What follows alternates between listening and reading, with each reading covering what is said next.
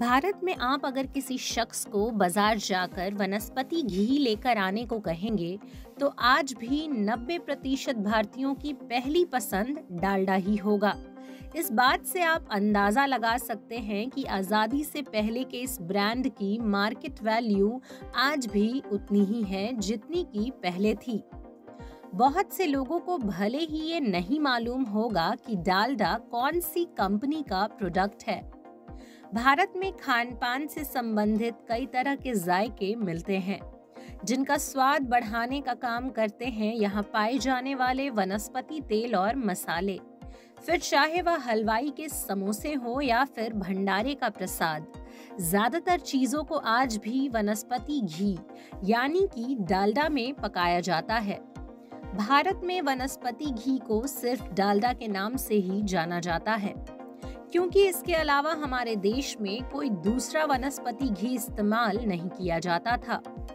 यहाँ के लोगों के लिए वनस्पति घी का मतलब ही है डालडा। लेकिन बहुत कम ही लोग जानते हैं कि डालडा का इतिहास कितना पुराना है और इस ब्रांड की शुरुआत कैसे हुई थी। आइए जानते हैं ब्रांड डालडा की कहानी। भारत में वनस्पति घी के सबसे मशहूर ब्रांड डालडा की शुरुआत सन 1937 में हिंदुस्तान यूनिलीवर ने की थी। पिछले 90 सालों से डालडा भारत समेत कई दक्षिण एशियाई देशों में बड़े पैमाने पर लोकप्रिय है। हालांकि भारत में अब इसकी बिक्री कम होती है, लेकिन अभी भी कई अन्य देशों ऐसे हैं जिनमें ये आज भी काफी मशहूर है। इसका इतिहास हमारे देश की आजादी से भी पुराना है। सन 1930 में नीदरलैंड की एक कंपनी ने भारत में अपने वनस्पति घी के ब्रांड डालडा की शुरुआत की थी। ये एक हाइड्रोजेनेटेड वेजिटेबल ऑयल था। इस दौरान ब्रिटिश कंपनी हिंदुस्तान यूनिलीवर ने नीदरलैंड की इस कंपनी के साथ मिलकर भारत में वनस्पति घी बनाने की योजना बनाई। लेकिन हिंदुस्तान यूनिलीवर को इसका डाडा नाम ठीक नहीं लग रहा था। इसीलिए उन्होंने डाडा नाम में ल शब्द जोड़कर इसका नाम डालडा रख दिया। इसके बाद सन 1937 में यूनिलीवर ने भारत में वनस्पति घी डालडा की शुरुआत की। डालडा के नाम के साथ उसकी पैकेजिंग और मार्केटिंग के तरीकों में भी बदलाव किए गए, ताकि भारतीयों को यह ब्रांड ज्यादा से ज्यादा पसंद आ सके। डालडा की सबसे खास बात यह थी कि वनस्पति घी होने के बावजूद भी इसमें भोजन पकाने पर किसी प्रकार की तेज महक नहीं आती थी, जिससे भारतीय इसकी तरफ आकर्षित होने लगे। हिंदुस्तान यूनिलीवर ने बाजार में डालडा को शुद्ध देसी घी के विकल्प के रूप में लॉन्च किया था, ताकि गरीब और मध्यम वर्ग के लोग भी इस खाद्य पदार्थ को आसानी से खरीद सकें। इसके अलावा विज्ञापनों में डालडा को सेहत के लिए फायदेमंद खाद्य पदार्थ बताया जाता था, जो स्वाद में काफी हद तक घी से मिलता जुलता है।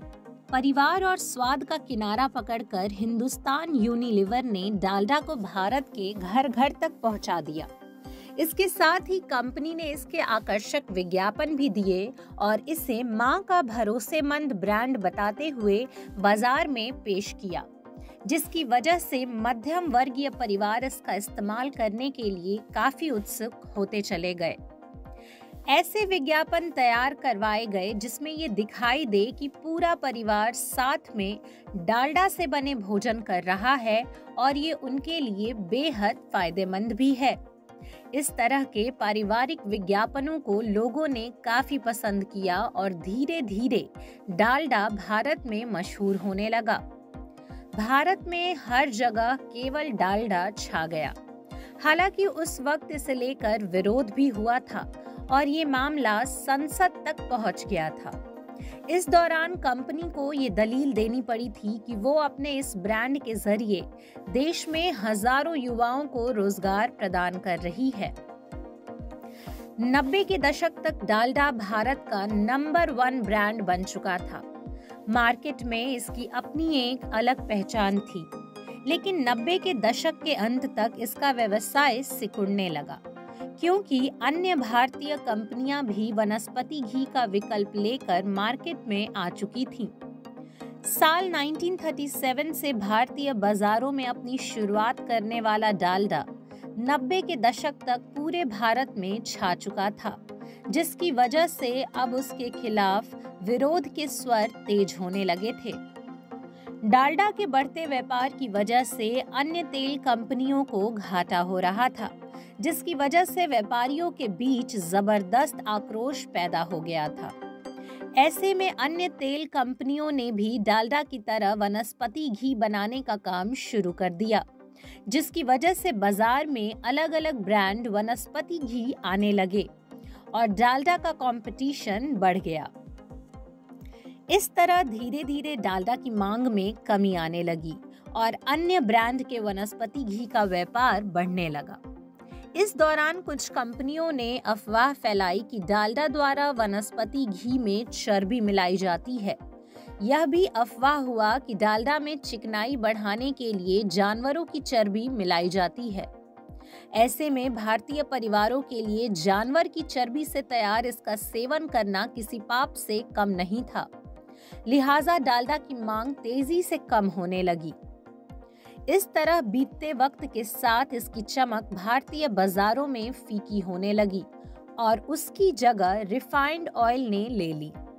21वीं शताब्दी आने तक नई तेल कंपनियों ने बाजार में डालडा के विकल्प के रूप में रिफाइंड ऑयल लॉन्च किया, जिससे स्वास्थ्य के लिए ज्यादा सेहतमंद बताया गया।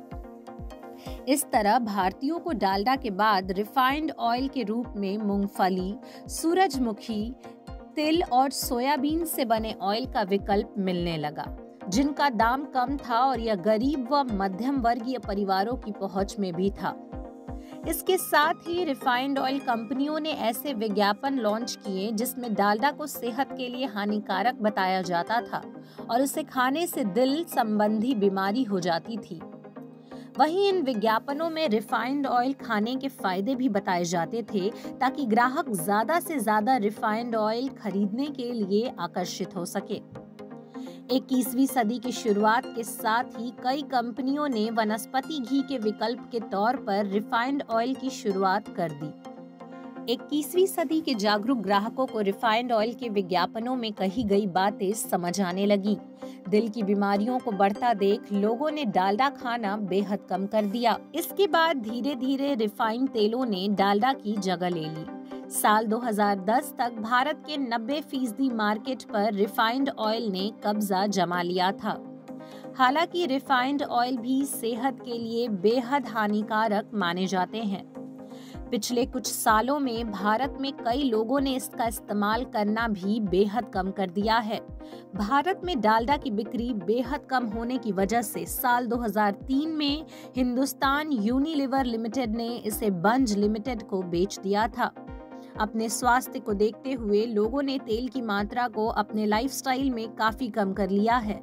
अब लोग डाइट के प्रति ज्यादा सचेत हो गए हैं। कम ऑयल, कम शुगर, कम कैलोरीज लोगों ने अपना लिया है। हर तरह से लोग स्वस्थ और फिट रहना चाहते हैं।